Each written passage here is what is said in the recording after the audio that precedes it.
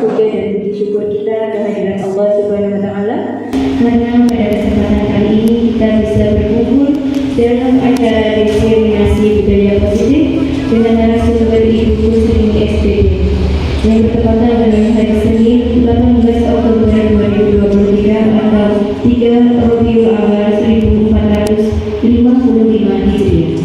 Baiklah, saya bacakan susunan acara pada kegiatan diseminasi budaya positif. Yang pertama, pembukaan. 2. Sambutan Kepala Sekolah SD Negeri 2 Tinggarjaya. 3. Acara inti. 4. Sesi tanya jawab dan yang kelima penutup.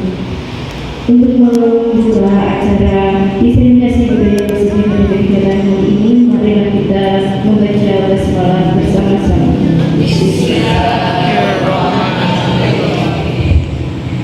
Melanjutkan acara yang kedua, yaitu sambutan dari Kepala Sekolah SD Negeri 2 Tinggarjaya. Kepada beliau Bapak Subagio SPD Jas, kami persilakan.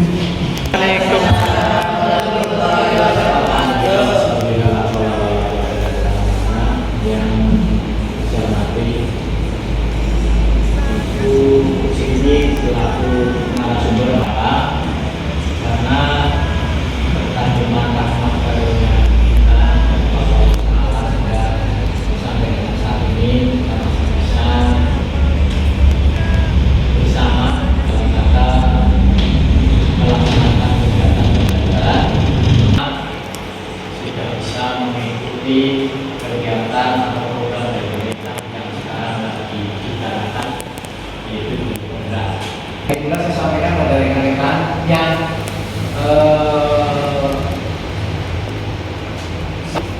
mengikuti program tersebut. Monggo, karena ini ada angkatan yang ke-11 ini. Silakan Ibu, ini saya serius menyampaikan pada panjenengan, ikutilah program ini. Karena menurut hemat saya itu ada dua keuntungan yang kita peroleh.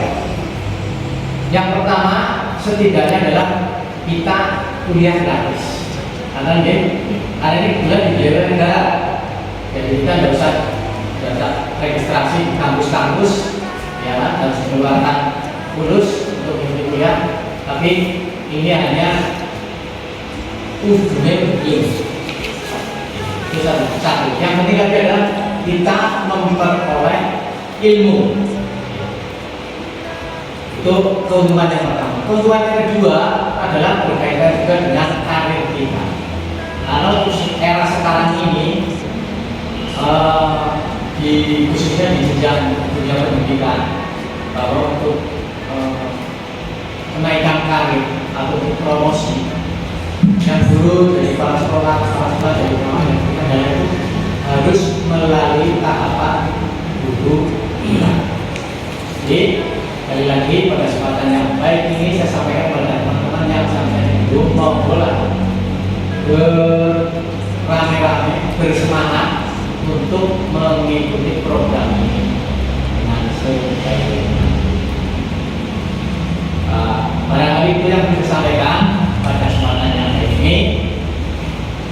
Kepada Bu ini silakan disampaikan informasi apa tentang budaya positif yang kita laksanakan dan kita terapkan di lingkungan sekolah ini. Dan mudah-mudahan lagi kita semua sebagai warga sekolah ini bisa menerapkan, mengimplementasikan apa yang disampaikan oleh Bu Kristina. Demikian yang saya perlu sampaikan. Selamat mengikuti sesi ini. Mudah-mudahan apa yang kita laksanakan pada kesempatan siang ini akan bermanfaat untuk memajukan dunia pendidikan di sekolah kita. Sekian, mohon maaf. Assalamualaikum warahmatullahi wabarakatuh.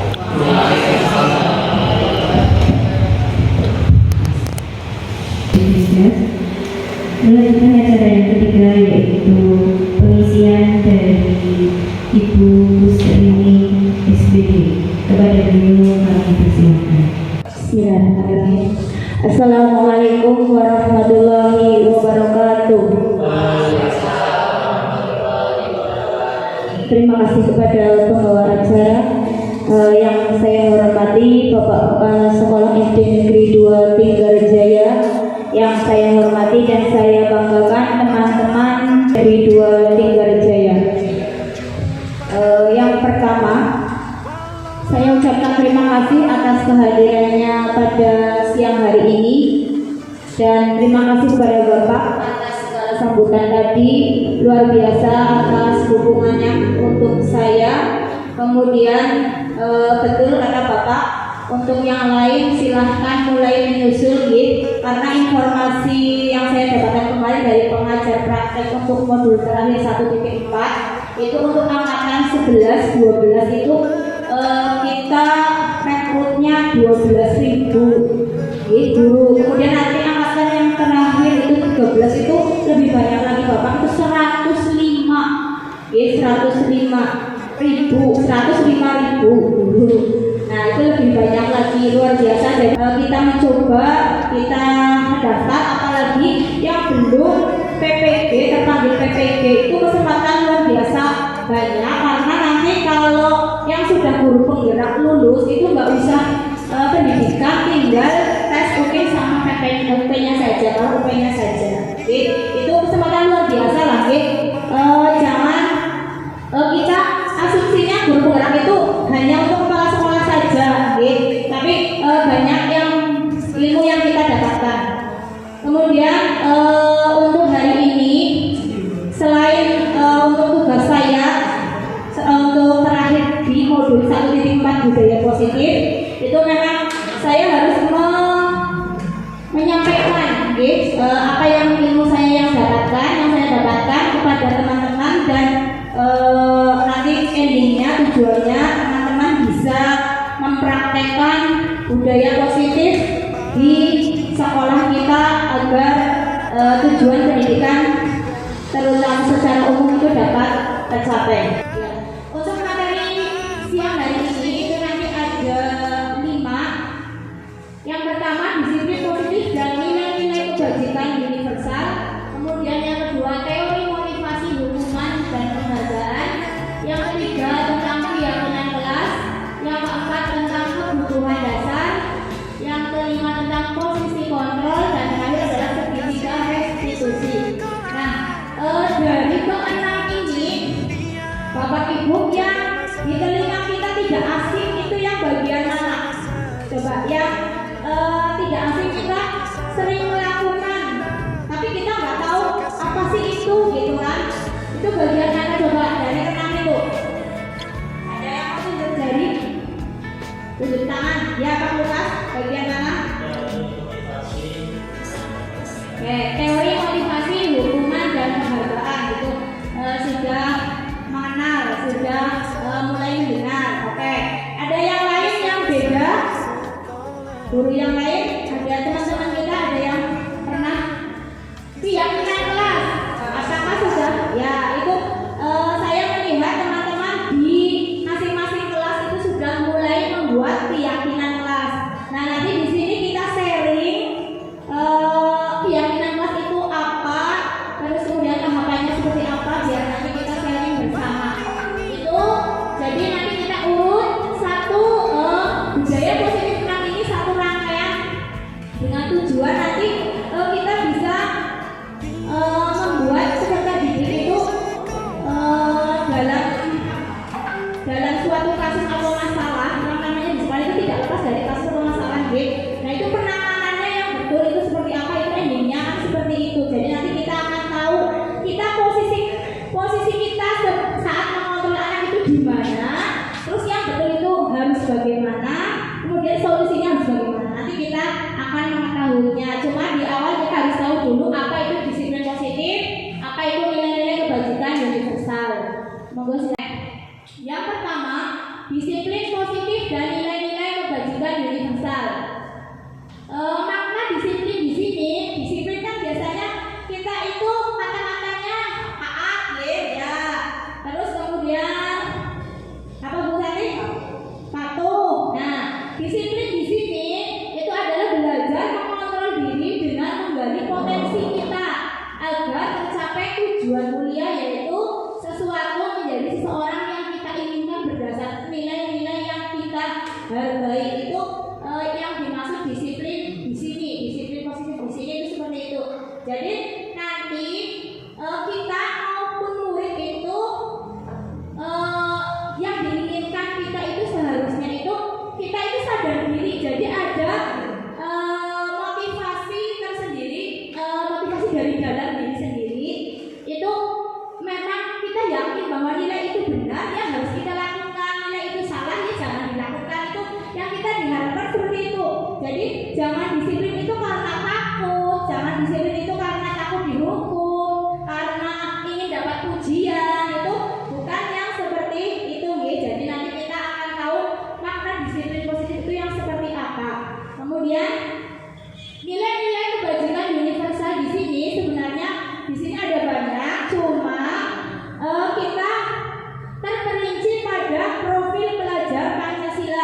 Jadi bertakwa kepada Tuhan yang Maha Esa dan Maha Mulia.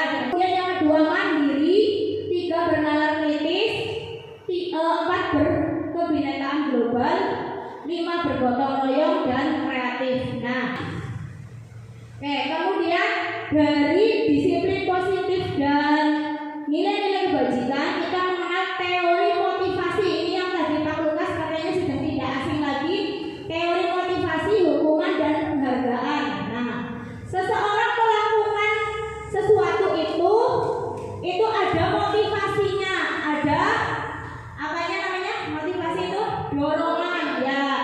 Pertama biasanya adalah menghindari hukuman ya. Kita takut melakukan sesuatu itu menghindari hukuman. Contohnya, kamu itu harus berangkat sebelum jam 7, menghindari hukuman dari Pak Guru atau menghindari hukuman dari siapapun yang menentukan peraturan. Kemudian yang kedua, ingin mendapatkan imbalan atau penghargaan ya, biar dikasih imbalan gitu ya. Misalkan itu kita melakukan sesuatu itu biasanya motivasi yang kedua adalah mendapatkan imbalan atau penghargaan. Kemudian yang ketiga itu menghargai diri sendiri dengan nilai yang dipercaya. Nah, dari ketiga ini menghindari hukuman itu motivasi eksternal. Eksternal itu dari luar. Jadi adanya dorongan atau adanya kita melakukan sesuatu itu karena ada dorongan dari luar, karena ada keinginan dari luar. Yang kita harapkan itu yang mana coba? Motivasi yang iya betul. Yang terakhir menghargai diri sendiri dengan nilai yang dipercaya. Maksudnya Bu. Kemudian ini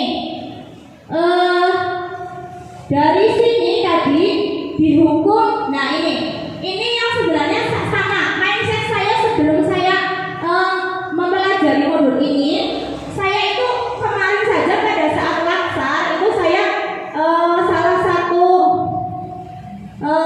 itu memberikan suatu reward kepada anak. Padahal itu ternyata salah. Ternyata itu salah. Nah, suatu penghargaan tapi itu sebenarnya adalah hukuman untuk anak tapi kita itu tidak tahu. Saya sendiri kemarin tidak tahu. Akhirnya setelah saya mempelajari di sini saya baru tahu bahwa penghargaan yang saya lakukan itu satu, menurunkan kualitas anak. Yang kedua, penghargaan mematikan kreativitas anak. Yang ketiga, penghargaan itu mengurangi motivasi intrinsik anak.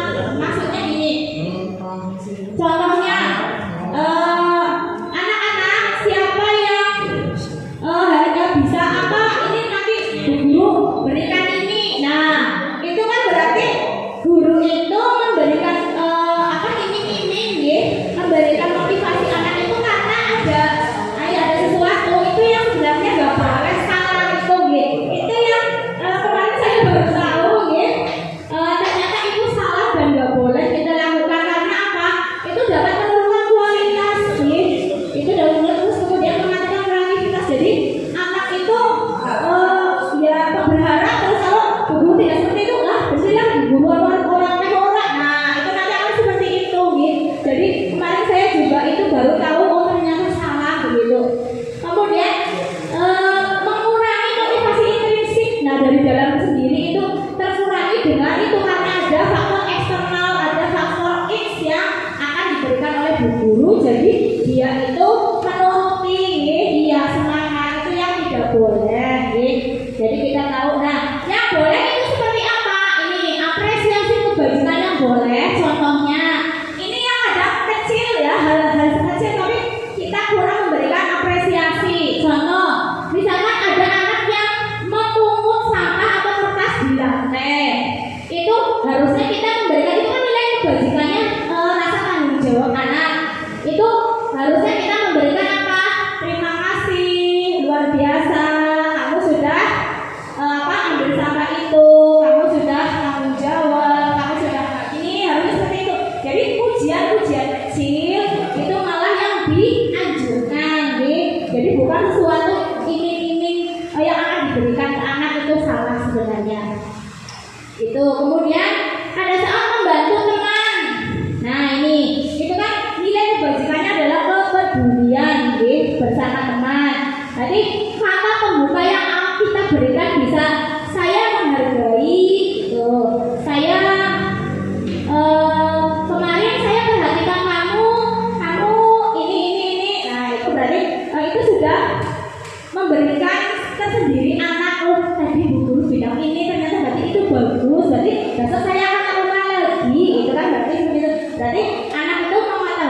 kebajikan itu sehingga anak itu melakukannya. Jadi tidak ada faktor dari luar yang kita berikan. Itu yang kita harapkan dari teori motivasi dihukum atau penghargaan. Selanjutnya, oke, di sini ada perbedaan antara hukuman dan konsekuensi. Ya, bisa dibaca semuanya. Hukuman adalah sesuatu, hukuman adalah sesuatu yang menyakitkan yang harus terjadi. Ya, jadi kalau hukuman itu rata-rata hanya sepihak anak yang dihukum. Jadi kita tidak mau alasannya anak itu tadi kenapa, pokoknya salah ya salah gitu. Itu namanya hukuman. Kalau konsekuensi sesuatu yang harus terjadi, berarti sudah ada aturannya, tapi anak itu melanggar, itu namanya konsekuensi. Ya, kalau hukuman itu pokoknya harus salah ya salah gitu. Itu hukuman. Kemudian hukuman itu membuat anak menjadi sakit baik secara fisik maupun hati. Jadi yang ini yang luar biasa, menjadi anak itu akan teringat itu dendam. Nah ini yang akhirnya ini bahaya untuk anak. Tidak hanya murid dendam sama guru, tapi ada murid dendam sama murid yang akhirnya kita lihat di TV banyak sekali kejahatan yang seperti itu. Jadi memang kita harus mengurangi seperti itu. Jadi jangan sampai anak itu dendam baik dengan kita maupun dengan sesama teman. Itu jangan sampai seperti itu. Jadi kita bagaimana caranya kita itu, nanti kita akan belajar tentang kebutuhan dasar. Ini nanti kita tahu sebenarnya anak yang bermasalah itu ada suatu kebutuhan yang belum tercukupi. Itu yang mana? Itu yang nanti kita harus menggali sebagai seorang guru. Jadi semua murid itu tidak ada yang bodoh, semua murid itu tidak ada yang tidak bisa, semua murid itu tidak ada yang nakal. Itu berarti kalau anak berbuat seperti itu berarti ada sesuatu di balik itu, ada kebutuhan dasar yang tidak terpenuhi. Itu biasanya seperti itu, Jadi nanti kita akan tahu seperti itu. Kemudian adalah paksaan. Hukuman itu bersifat paksaan, dipaksa, Jadi anak melakukan itu karena paksaan, itu yang bahaya. Kemudian kalau konsekuensi ada stimulus, ada anggapan, ada aksi, ada reaksi.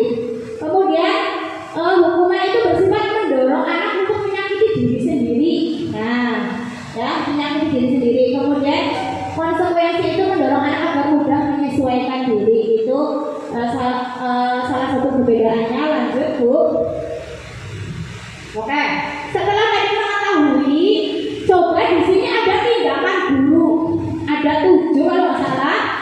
Saya satu lagi, Bu. Ini 3, ya 7. Diulangi depan lagi. Ada 7 tindakan. Coba nanti Bapak Ibu jawab 3 dulu. Ini dulu 3 dulu. Ini termasuk hukuman atau konsekuensi setelah tadi Bapak Ibu melihat perbedaan antara hukuman dan konsekuensi. Saya akan bagi kertas ini ya, sticky note. Nanti Bapak Ibu tulis kemudian ditempelkan di papan tulis. Jawabannya 1 langsung saja hukuman, 2 konsekuensi, gitu aja. Sampai nomor 7 nanti,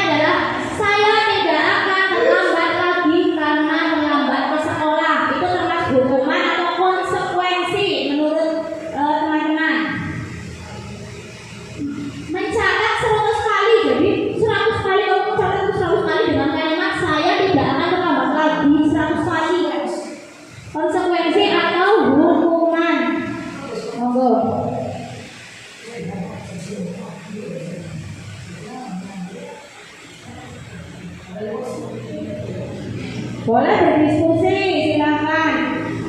Di slide kedua boleh biar nanti membedakan kalimat mana yang menentukan. Nah, ini ada juga yang seperti itu. Ya, ulangi dulu bukan. Nah, yang kedua kali mengelilingi lapangan basket 2 kali karena terlambat hadir di sekolah. Itu termasuk hukuman atau konsekuensi. Ya benar. Yang ketiga, murid diminta untuk push up 15 kali karena tidak menggunakan masker ke sekolah.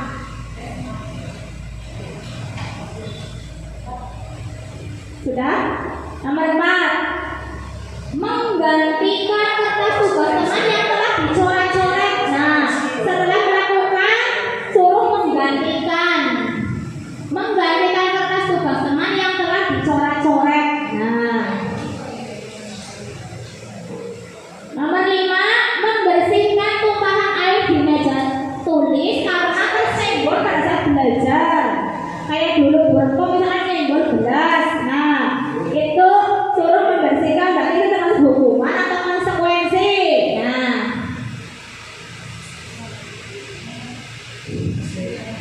nomor 6, murid disuruh untuk tidak mengenakan sepatu seharian di sekolah karena tidak mengenakan sepatu hitam. Nah, itu termasuk apa? Ya, 7, lari mengelilingi lapangan basket 2 kali karena terlambat 10 menit untuk pelajaran PJOK. Termasuk hukuman atau konsekuensi. Yang sudah silakan ditempel, nggak apa-apa. Di sini silakan.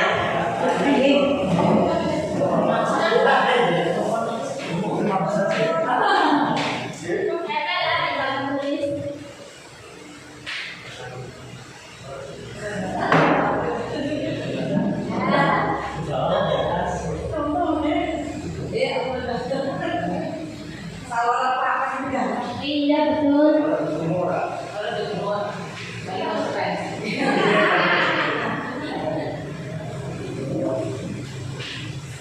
Oke, terima kasih sudah semua. Belum.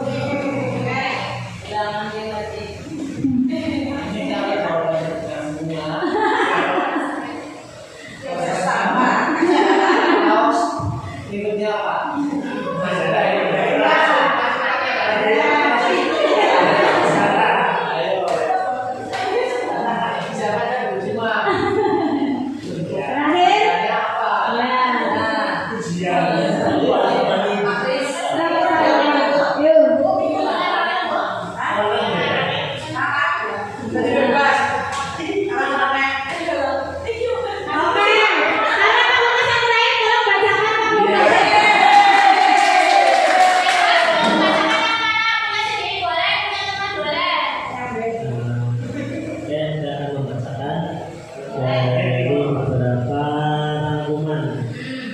Yang pertama lebih banyak memilih hukuman, yang kedua juga hukuman, ketiga hukuman, keempat itu konsekuensi, kelima juga konsekuensi, keenam itu hukuman, dan ketujuh adalah hukuman.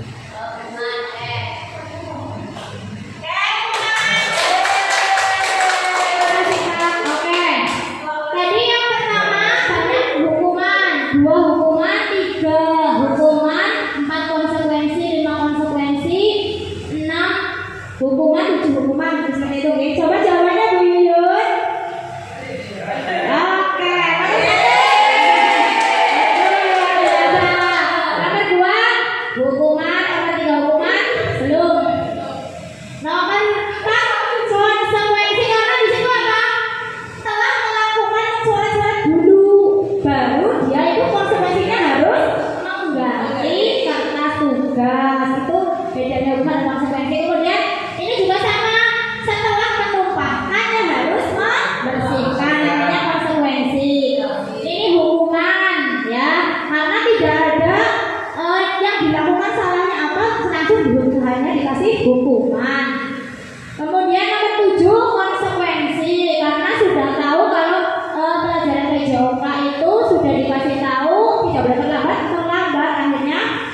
konsekuensi. Begitu. Jadi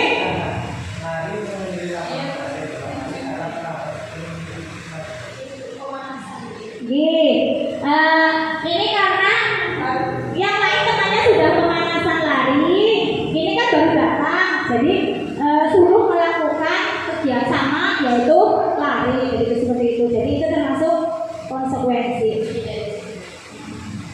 Oke, kalau kalimatnya ada seperti itu, saya jawabannya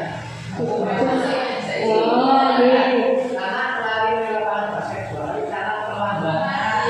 Itu maka sebutnya warna. Tapi kalau karena yang lain sudah datang pemanasan, dia terlambat, konsekuensinya dia pemanasan sendiri.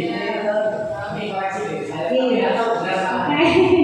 Memang ini yang betul konsekuensi karena dari Alvin itu temannya itu sudah melakukan kegiatan pemanasan, jadi dia datang terlambat akhirnya juga harus melakukan lari, begitu Pak. Iya. Iya. Kalimatnya Ya, ini kalimatnya yang mengecoh memang.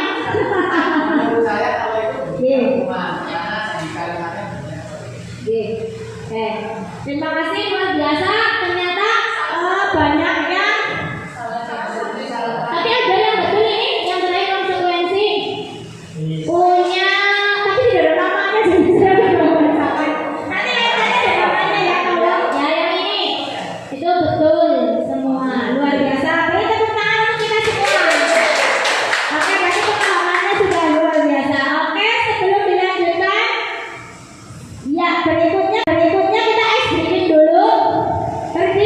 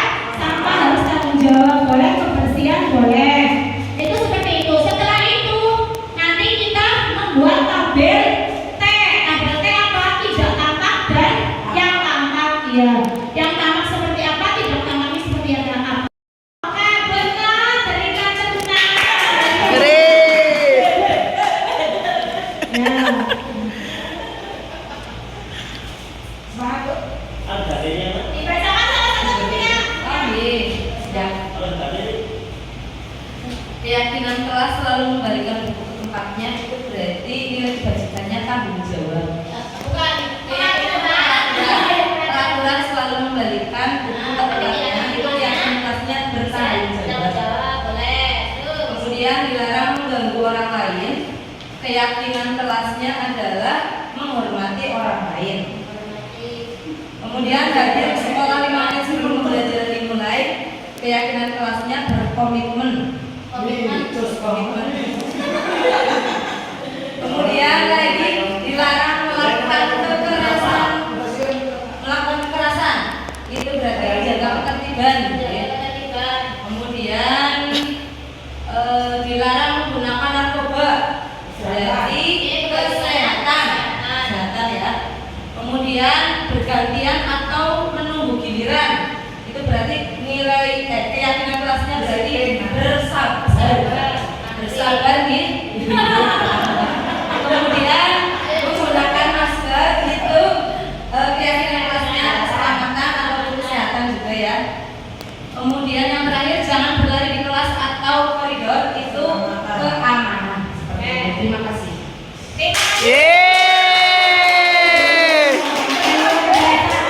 Ya. Yang penting kalimat itu positif dan disepakati oleh kelas itu jadi suatu nilai kebajikan yang harus dilakukan. Ya. Jadi disepakati mau apa gitu. Yang penting itu masuk ke dalam peraturan itu. Misalkan tadi bergantian atau menunggu giliran. Kan bisa kalimat positifnya berarti apa tadi?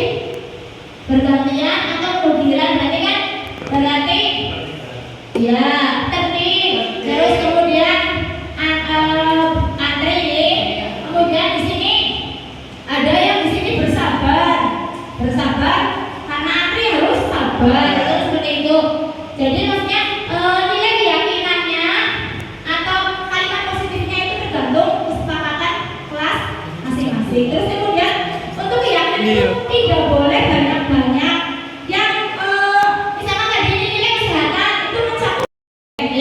Jadi di sini kita sebagai guru, kalau di SMP itu memang ada guru BK nih Pak. Jadi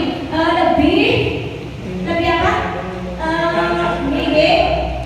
Lebih punya ada ilmunya di bangsa begitu dan ada waktu lebih. Kalau kita kan karena bolos ada waktunya untuk kalau ini anak berarti nanti setelah pembelajaran seperti itu. Jadi kita harus kembali yang pertama kebutuhan bertahan hidup itu yang bersifat fisiologi. Jadi makan, minum, bertempat tinggal itu namanya kebutuhan bertahan hidup. Yang kedua kasih sayang dan rasa diterima.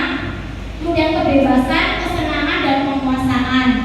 Lanjut nanti di sini ada video biar lebih jelas. Kita saksikan dulu, Bapak, biar nanti kita jelas. Oke, kita lihat ini 5 kebutuhan dasar manusia. Untuk bertahan hidup atau survival. Misalnya kesehatan, rumah, dan makanan. Kebutuhan biologis sebagai bagian dari proses reproduksi termasuk kebutuhan untuk tetap bertahan hidup. Kebutuhan untuk merasa aman juga termasuk dalam kebutuhan ini.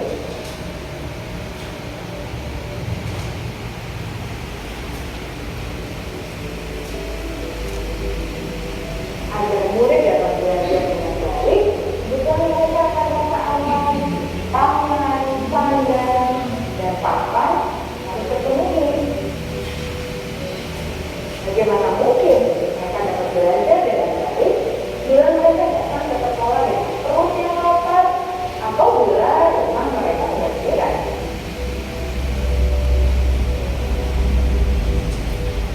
Setelah kita mengetahui kebutuhan pertama, Fisik lanjut. Lanjut ke kebutuhan yang kedua. Sayang. Ya love tidak orang lain, teman, keluarga, teman kerja, dan kelompok di mana kita tergabung. Setiap murid ingin menjadi bagian yang berharga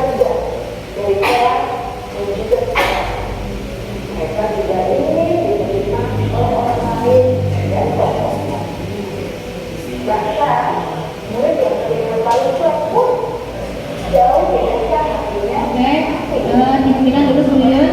Jadi kebutuhan yang kedua di sini kebutuhan akan kasih sayang, ya. Jadi kita sebagai seorang guru itu harus bisa memberikan kasih sayang kepada murid kita secara adil, ya. Jadi tidak ada yang dipilih-pilih, misalkan itu putranya siapa, itu siapa, itu tidak, semuanya sama dan semuanya berhak memperoleh kasih sayang yang sama, gitu. Karena semuanya juga membutuhkan rasa kasih sayang itu, baik itu dari gurunya, dari temannya, gitu. Apalagi yang kalau di rumah itu kurang, contohnya karena orang tuanya ya bekerja di luar, atau ada yang sampai orang tuanya itu berpisah dengan ayah ibunya berpisah, itu yang itu biasanya itu butuh banyak kasih sayang, gitu. Di rumah dengan mbah, di rumah dengan paman, di rumah sendiri, itu seperti itu. Jadi kita kita harus memberikan kasih sayang kepada anak secara adil. Kemudian yang ketiga, ada memastikan pada guru yang mereka juga suka bekerja dalam sekolah. ya. Yang ketiga adalah kesenangan. Akan kebebasan dan kebutuhan membuat pilihan, ini kebebasan. Murid harus diberi kesempatan untuk membuat pilihan yang bertanggung jawab atas pilihan yang mereka telah ambil. Memberi mereka kebebasan bukan berarti membiarkan mereka melakukan apa saja mereka mau, bahkan lebih memberi mereka kesempatan untuk membuat pilihan, menyuarakan pendapat mereka dan percaya diri, dan memberi Untuk kebebasan ini biasanya guru itu melakukan pembelajaran di luar kelas. Jadi guru itu misalkan memberikan perintah carikan suatu alat komunikasi, misalkan. Jadi alat-alat kesenian. Jadi anak mencari, kemudian berkreasi dengan kelompoknya, mencari sendiri, bebas untuk kemana, untuk ke kelas mana, untuk mencari apa, itu namanya kebebasan, kebutuhan akan kebebasan. Jadi tidak disetel oleh gurunya, gitu. Jadi yang di sini adalah dikembalikan lagi bahwa pembelajaran itu harus berpusat kepada murid, gitu. Dilanjutkan. Nah, di sini, itu kan contohnya. Menyediakan beberapa jenis tugas yang bisa diberi oleh murid sesuai dengan mereka, sangat baik untuk mengembangkan murid menjadi lebih mandiri dan memiliki motivasi internal. Karena kebutuhan akan kebebasan pada dasarnya adalah kebutuhan untuk mandiri, memiliki otonomi, memiliki pilihan, dan mampu mengendalikan arah. Ya, oke, stop. Jadi walaupun kebebasan, tapi tetap harus kita sebagai pemantau, pengontrol, gitu. Walaupun kita bebas, misalkan anak dibiarkan untuk bermain HP atau anak diizinkan untuk belajar membawa HP untuk pembelajaran di sekolah, tapi tetap kita harus mengontrol. Di situ pada saat istirahat sudah tidak digunakan, ya untuk apa? Kita harus membuat kesepakatan dengan anak, itu seperti itu. Dilanjutkan.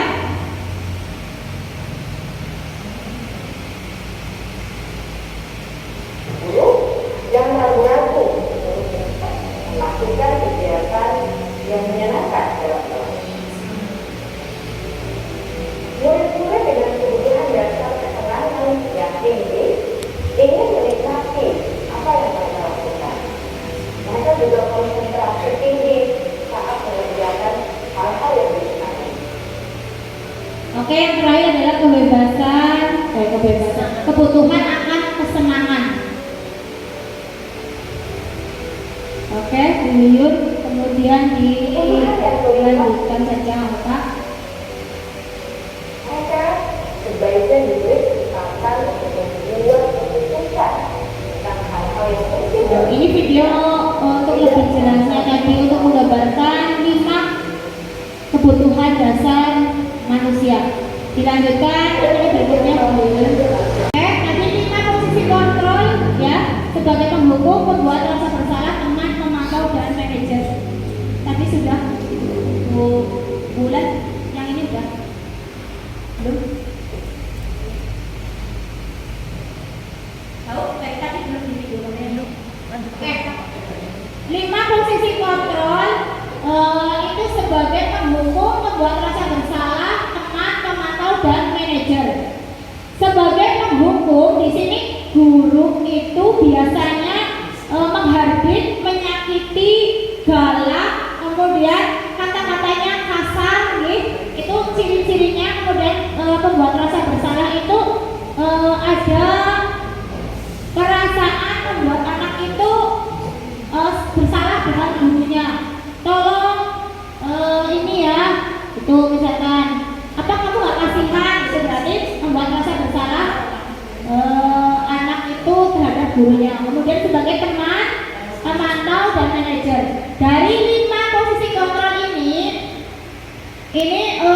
yang paling baik kita sebagai seorang guru adalah posisi sebagai seorang manajer. Betul, sebagai manajer di sini kita mengajukan pertanyaan kepada anak terlebih dahulu, kemudian anak dibiarkan untuk mengungkapkan apa alasan dibalik suatu kasus atau masalah yang terjadi.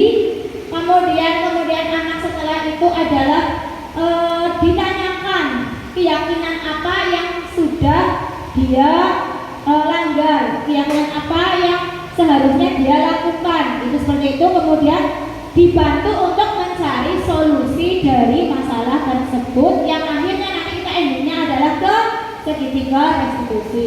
Lebih jelasnya kita lihat video 5 posisi kontrol. Yang pertama adalah sebagai penghukum. Ini kasusnya sama, intinya ada anak yang terlambat. Ini nanti kita bisa tahu nada-nada atau ciri-ciri yang biasa diberikan seorang guru di posisi penghukum.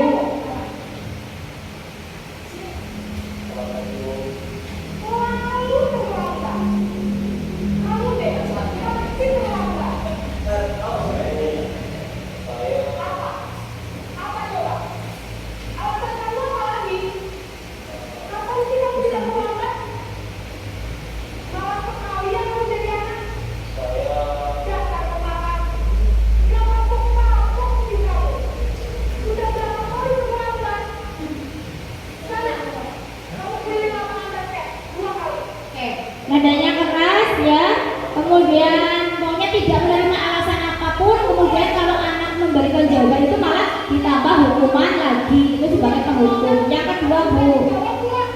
Yang kedua pembuat rasa bersalah ya.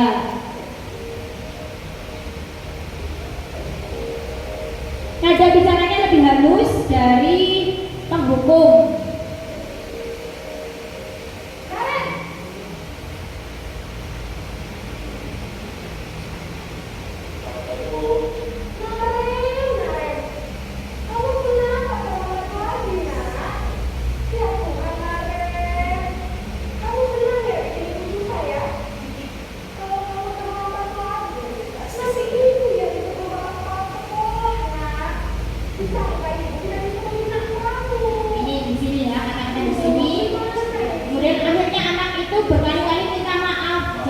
Dari di hatinya itu, saya itu tadi membuat guru salah, saya itu salah banget ya dengan guru itu seperti itu, merasa bersalah.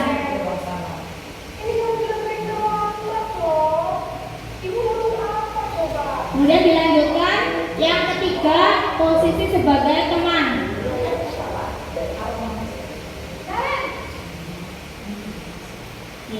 Kalau posisi sebagai teman itu ada panggilan tersendiri biasanya. Lebih bersahabat.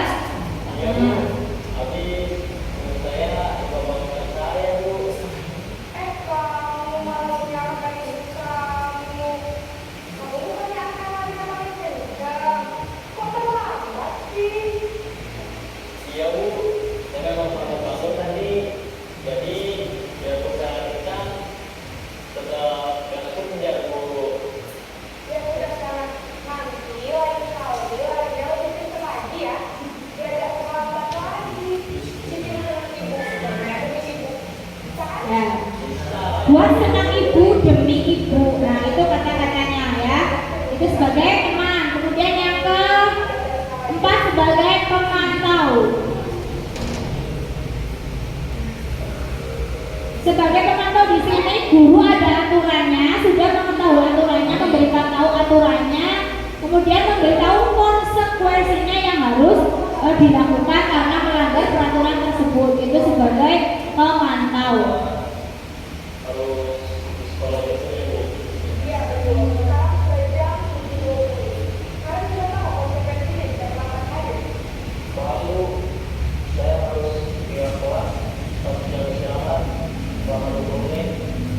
Oke, yang terakhir sebagai manajer. Nah, ini yang kita harapkan sebagai seorang pendidik adalah sebagai seorang manajer.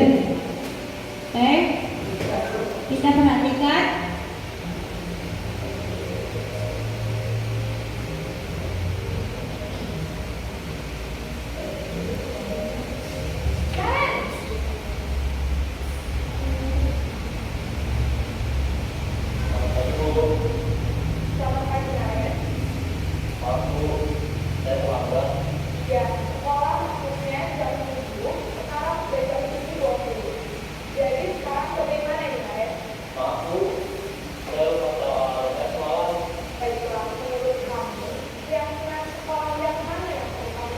Oke, setelah alasan menanyakan keyakinan kelas, kemudian membantu menemukan solusi agar tidak terlambat. Itu yang kita harapkan sebagai seorang manajer. Oke, lanjut. Adalah kita menangani masalah pada semua murid kita adalah dengan menggunakan segitiga restitusi. Dengan langkah-langkah satu, menstabilkan identitas, yang kedua validasi tindakan yang salah atau validasi kebutuhan, dan yang terakhir adalah menanyakan keyakinan. Kemudian ini praktek yang sudah saya praktekkan. Kasus membuang sampah sembarangan. Kemudian setelah selesai sholat, saya panggil, saya bicara, diskusi dengan anak tersebut. Selanjutnya Bu Yun. Di sini salam jelas yang pertama. Yang kedua, menstabilkan identitasnya itu dengan yang namanya berbuat salah itu semuanya pernah melakukan kesalahan. Itu menstabilkan identitas dirinya. Kemudian menanyakan kalau perbuatan itu salah atau betul sih, itu dan anak menyadari diri sendiri. Kemudian di situ lanjut di validasi ya, bukan yang kedua, validasi tindakan yang salah. Alasan, di sini menanyakan alasan kenapa melakukan kesalahan tersebut. Intinya seperti itu. Kemudian yang terakhir, segitiga restitusi yang terakhir, yang paling adalah menanyakan keyakinan kelas apa, kemudian solusinya bagaimana. Itu oke. Cukup. Oke, jadi dari sini intinya kita sebagai seorang guru itu satu harus memilih apa sih kebutuhan dasar pada anak yang belum terpenuhi jika anak itu mengalami suatu masalah. Kemudian yang kedua, kita memposisikan sebagai seorang pendidik itu harus sebagai seorang manajer, dengan menerapkan segitiga restitusi. 3 langkah tersebut sudah saya jelaskan. Di situ karena apa? Dari solusi itu, segitiga restitusi itu, kita di sini tidak menyalahkan anak, kita di sini mencari solusi yang terbaik untuk anak. Sekian, silakan untuk sesi yang terakhir langsung saja tanya jawab. Kalau ada yang mau ditanyakan, monggo.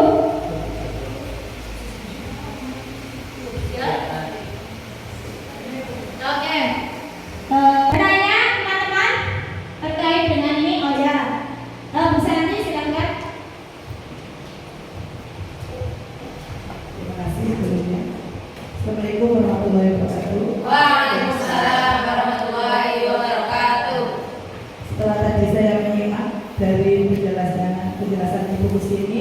dari awal sampai akhir. Bagus sekali ya Bu ya, banyak pengetahuan baru yang saya dapatkan. Namun di sini saya masih ada materi yang belum saya pahami, terutama di segi 3 restitusi. Mohon untuk diterangkan kembali. Saya minta diberikan kata kuncinya yang lebih mudah mungkin Ibu, agar saya lebih sempat memahami tentang segitiga restitusi. Mungkin hanya itu saja. Terima kasih. Terima kasih kepada Bu Santi. Ya, untuk segitiga restitusi boleh diulang lagi dulu. Nah, di sini ada 3 langkah yang harus kita lakukan untuk menangani suatu masalah pada anak didik kita. Yang pertama, langkah pertama adalah menstabilkan identitas. Di sini jadi intinya anak itu dibuat stabil dulu. Jadi anak itu tidak dibuat takut. Jika kalau kita kan dipanggil rasanya bagaimana ya, dipanggil bu guru itu sudah tanda tanya besar. Waduh, ada apa ya? Jadi itu yang kita hilangkan setelah kita bertemu dengan anak yang tadi bermasalah dulu. Menstabilkan identitas. Berarti di sini kita menyapa dengan ramah, menyapa dengan halus. Tadi setelah apa ditanyakan. Kemudian di sini tadi kita menanyakan, Tama tadi kamu kenapa? Nah, kamu tadi kenapa? Apa masalahnya? Gitu kan? Ini Bu, biarkan dia berkeluh kesah, biarkan dia misalkan marah-marah di situ, biarkan, tidak masalah. Kemudian setelah dia bebas meluapkan tadi apa sih itu masalahnya, kita tanyakan kembali, coba yang tadi kamu lakukan itu salah apa tidak, benar apa sudah benar atau masih salah, begitu kan? Ternyata dia kan nanti salah Bu, misalnya seperti itu, atau apa, biarkan. Kemudian nanti kita di sini kita menstabilkannya lagi dengan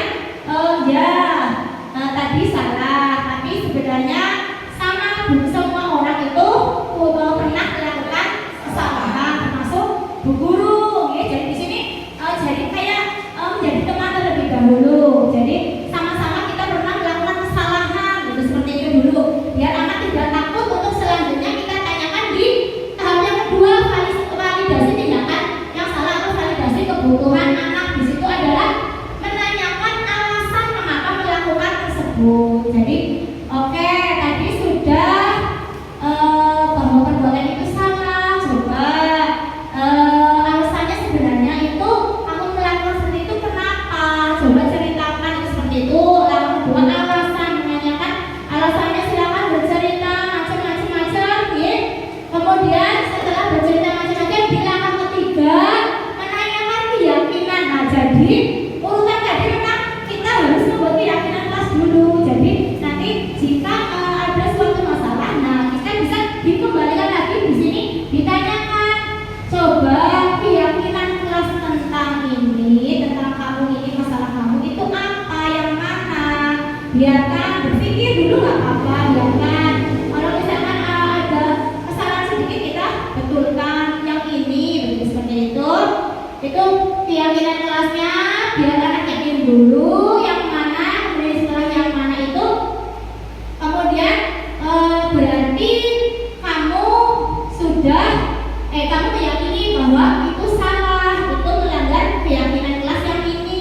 Berarti terus setelah itu kita berdiskusi lagi bagaimana solusi dari masalah yang kamu lakukan. Itu biarkan anak mencari sendiri solusinya.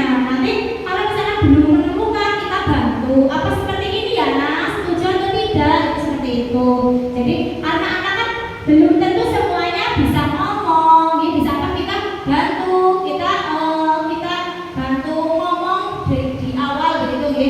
Apa seperti ini, sepakat atau tidak, setuju atau tidak, kita bantu mencarikan solusi. Kalau memang anak itu sudah terbiasa itu kan langsung, oh kayaknya ini lah dulu, ini baik orang kayak itu, seperti itu. Jadi tergantung anak yang nanti kita hadapi, itu seperti itu, Ibu Santi. Jadi tidak langsung gue salah, oke ya, jelas ya. Itu seperti itu langkah-langkah segitiga restitusi. Jadi diharapkan semua masalah yang kita punya kita selesaikan dengan langkah segitiga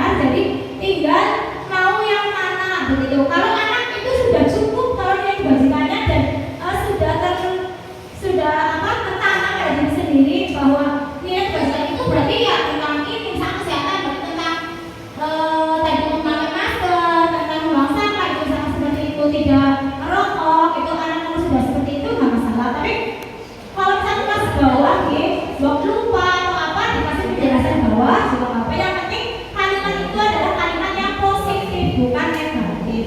Oke? Itu sudah cukup. Oke, saya kembalikan ke pembawa acara.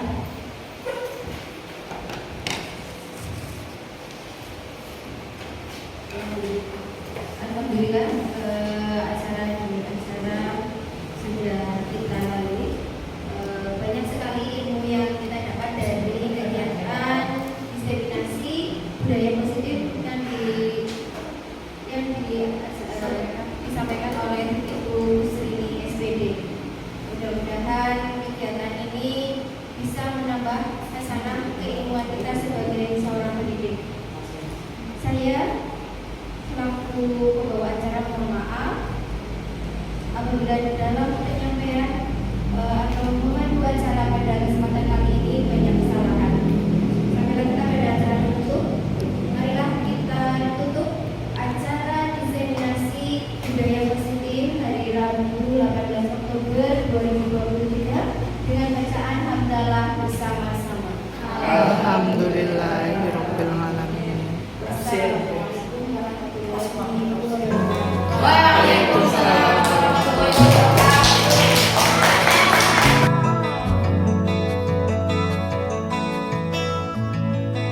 Resah dan gelisah menunggu di sini, di sudut sekolah tempat yang kau janjikan, ingin jumpa denganku walau mencuri waktu. Berdusta pada guru.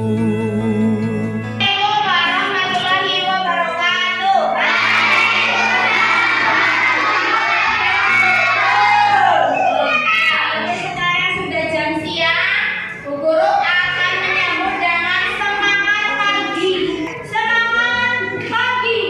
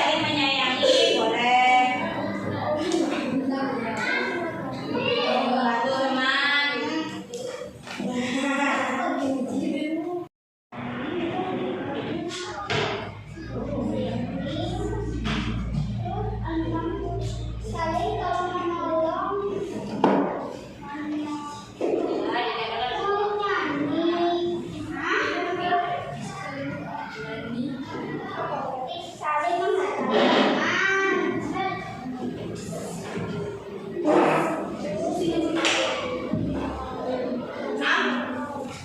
Saling tolong-menolong dan menyayangi.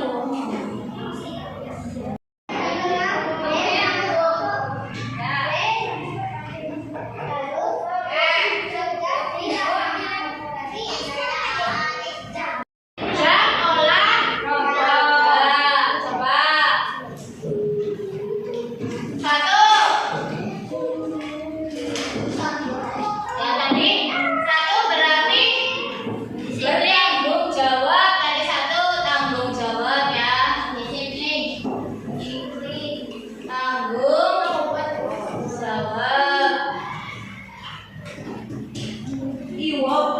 2 disiplin ya. Saling menghormati disiplin. Saling menghormati.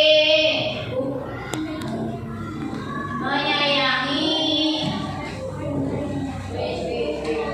3 sama ya, berarti nggak usah kita tulis, berarti nanti terkurang.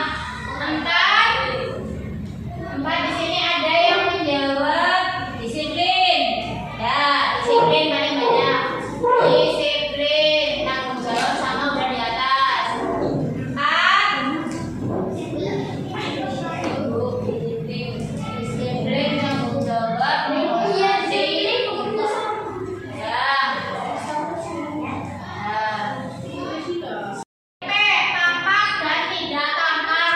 Di sini yang tampak, di sini yang tidak tampak. Tampak berarti kelihatan, tidak tampak berarti yang tidak benar. Jelas ya? Yang tampak. Nah, tadi berarti coba sebutkan yang di sana yang tampak. 1 mengikuti olahraga dengan tertib atau aktif. Tampaknya berarti olahraga dengan tertib. Tidak tampaknya olahraga sampai ke olahraga apa? Duduk-dudukan, alas-alasan, ya bermain ya. Kemudian saling menghormati. Menghargai berarti di sini menghormati, menghargai. Di sini tidak tampaknya berantem. Ya, contohnya. Terus membuang sampah pada tempatnya. Di sini membuang sampah pada tempatnya ya. Tempatnya sampah. Yang tidak tampak berarti membuang sampah sembarangan. Berarti membuang sampah sembarangan. Sembarangan. Tuh. Kemudian jajan, ada satu istirahat. Jajan di sini ya jajan sebelum waktu istirahat. Jadi kamu tahu yang harus kamu lakukan itu yang tampak, yang sudah kita yakini. Ya.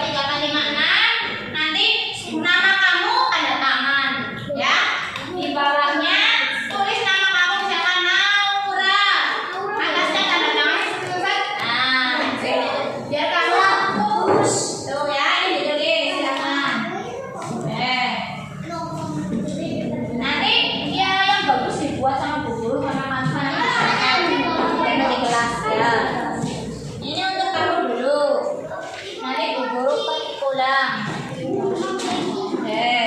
Kita main di kelas. Ditulis. Ini kasih judul keyakinan kelas 5 pada saat orang ada. Ya, ini aja sendiri. Nah, ikut nah. Ya, ini yang nama lah. Yuk, sama aja di kelas 1, 2, 3, 4, 5, 6. Ya, keren ya. Sudut sekolah, tempat yang kau janjikan, ingin jumpa denganku, walau mencuri waktu. Berdusta padaku, meluk aku.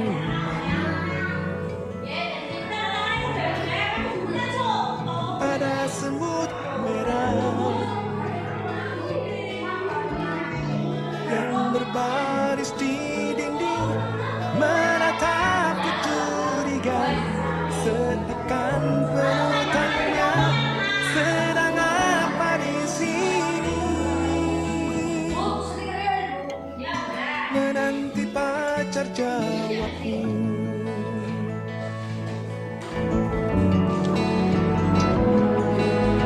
Sungguh aneh tapi nyata, takkan terlupa kisah kasih di sekolah dengan si dia. Tiada masa paling indah, masa-masa di sekolah. Tiada kisah paling indah, kisah kasih di sekolah.